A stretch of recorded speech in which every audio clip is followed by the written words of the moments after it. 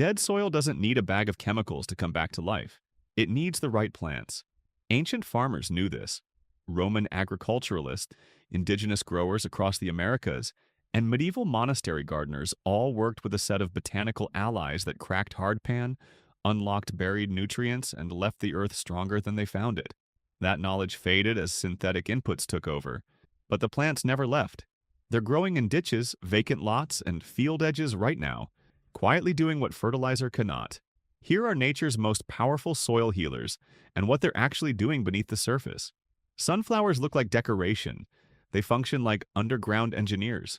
Those roots drive 6 feet down or more, punching through compacted earth that defeats shallower plants entirely. They act as elevators, hauling moisture and minerals up from depths most root systems never access. When the plant dies back, that massive root network decomposes into organic matter that feeds soil microbes for seasons afterward. What was concrete hard ground becomes soft, breathable earth. The towering height also creates microclimate benefits above ground, filtering harsh sun, blocking wind, and shading out weeds before they can establish. Indigenous farmers understood this wasn't just a seed crop. It was a soil rehabilitation tool requiring zero inputs. Mustard greens have a history most people driving past roadside patches would never guess. Medieval monasteries employed dedicated workers called mustardarii, specifically to cultivate them. Not for the kitchen, but for the land. Those roots descend 3 to 5 feet, boring channels through compacted soil that open pathways for every crop that follows. The dense leaf canopy acts as living mulch, suppressing weeds while shielding soil from erosive rain. Chop the plants while still green, turn them into the ground, and clay loosens, drainage improves, and microbial activity surges. The soil transforms in 80 to 95 days. There is also a bonus most people miss. Compounds in mustard leaves suppress soil-dwelling nematodes that attack plant roots while leaving beneficial organisms untouched. The same plant also absorbs heavy metals through a process called phytoremediation, nature's detox system, growing wild in contaminated ditches, quietly cleaning the ground. Clover saved European civilization from famine, which sounds dramatic until you understand what was happening by the 1600s. Centuries of continuous cropping had stripped continental farmland of nitrogen. Harvests were collapsing. Then farmers rediscovered what Spanish growers had known since around 1000 CE. Clover wasn't a weed to mow down. It was a nitrogen factory. Each plant hosts root bacteria that extract nitrogen directly from the atmosphere and fix it into the soil as free fertilizer, manufactured continuously without any inputs. The deep roots crack compacted layers, the dense surface cover shields, topsoil from sun and rain, and every time the plant dies back, it deposits rich organic material. Modern farmers are cutting synthetic fertilizer costs significantly by letting clover work between cash crops. Homeowners are mixing microclover into lawns and watching grass thrive without feeding. 1,000-year-old technology hiding in sidewalk cracks. Lupines were once believed to devour the land. The name derives from the Latin for wolf. Farmers had it precisely backward. These plants, with over 300 wild species across the Americas and Mediterranean, are healing damaged earth quietly beneath those towering blue and pink flower spikes. The roots host nitrogen-fixing bacteria just like clover, manufacturing fertilizer underground around the clock. The long taproot acts as a natural jackhammer, fracturing compacted and acidic soils where other plants simply give up. Andean peoples were grinding lupine seeds into protein-rich flour 6,000 years ago. Romans spread them across Europe, understanding their dual value as food and soil medicine. Walk through Middle Eastern markets today and you will still find salted lupine seeds sold as snacks. The ornamental beauty in the garden is incidental. The real work happens underground. Buckwheat is not wheat at all. It is rhubarb's cousin, grown across Asia for 8,000 years before traveling trade routes into Russian monasteries and Japanese noodle kitchens. What makes it remarkable for soil is speed and density. Plant it, and within days, red stems push upward. Arrow-shaped leaves spread wide, and the resulting canopy blocks every weed attempting to establish beneath it.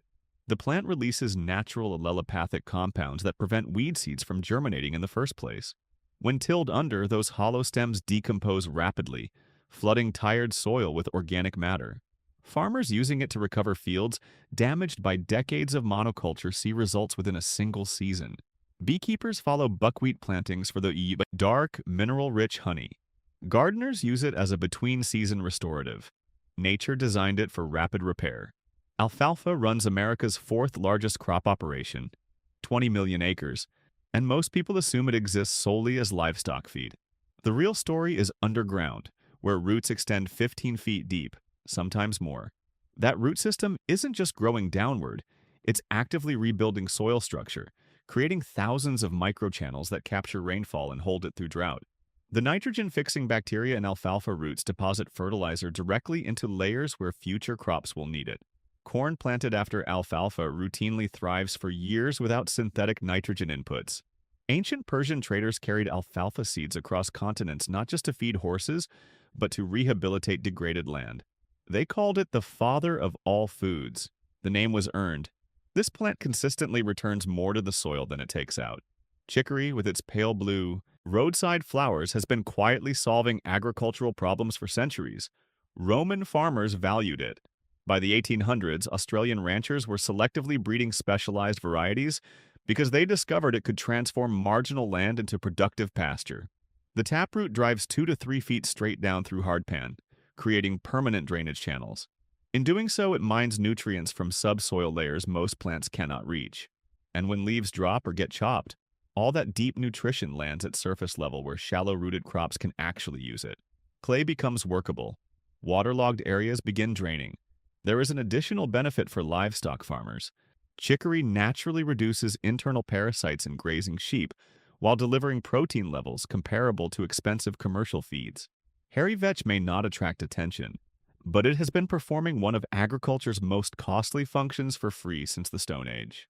Pliny the Elder wrote about its soil-building properties when most of Europe was still working out basic farming fundamentals. The tangled root network houses nitrogen-fixing bacteria that pull atmospheric nitrogen continuously into the soil, the same nitrogen that costs farmers hundreds of dollars per acre in synthetic form. Growing thickly in spring, vetch suppresses competing weeds and anchors topsoil against erosion. When it dies back, it becomes premium mulch that retains moisture and slowly feeds whatever follows. Corn, wheat, and vegetables planted in vetch aftermath consistently show improved health and disease resistance. Choose the right variety for your climate.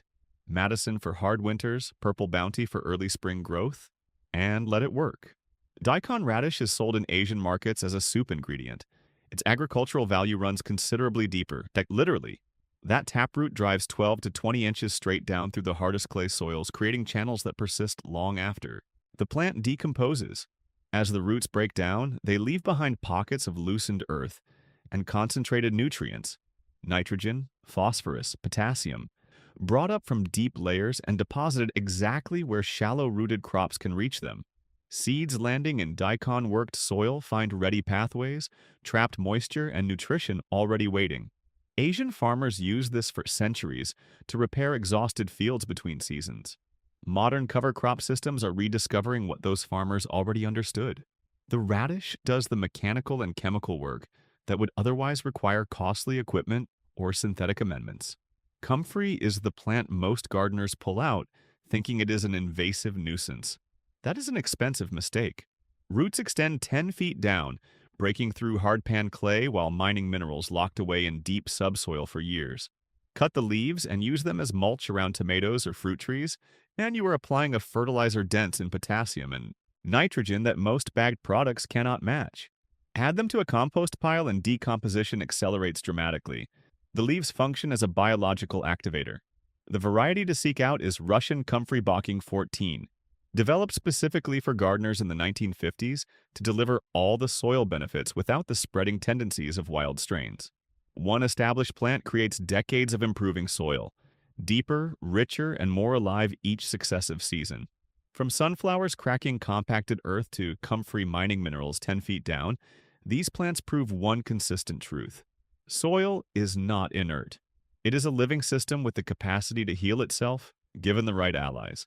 Every one of these species is either growing wild near you or available for a few dollars in seed. The solutions were never missing. We just stopped recognizing them as solutions.